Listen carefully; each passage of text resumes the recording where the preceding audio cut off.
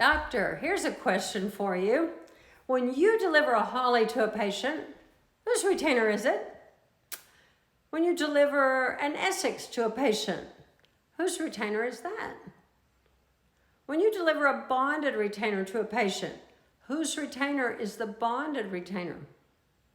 How about when it's a child or adolescent patient with a parent right there? Whose responsibility is the compliance with the retainer? Would it surprise you to learn that the answer to every one of these questions is the patient's? Yep. Even if they're 9 years old, yes? Even if it's bonded, cemented, lower lingual arch. Even if it's a banded retainer. Even if it's a bonded lingual retainer on an adult or a child. Even, yes. Even if the parent is willing and motivated to ascertain compliance, you and the parent must turn over total responsibility to the child. Actually, you do, without even knowing it in most cases. Wow. How many children are up to that responsibility?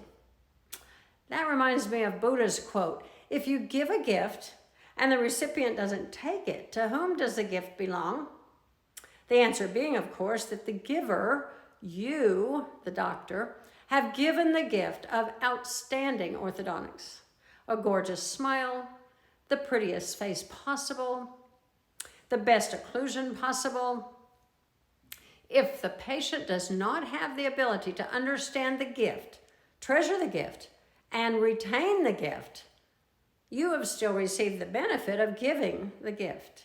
And now, it's not your business, nor is it your responsibility at this point any longer.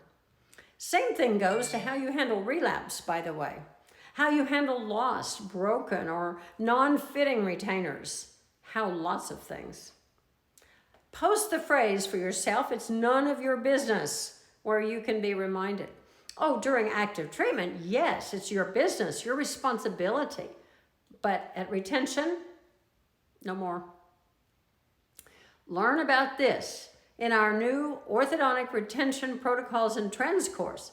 Learn how to make this letting go and letting the patient work as well as possible. Hey, this is a biggie. Seriously, learning to do this exquisitely is so boss. Come learn with us. Look forward to seeing you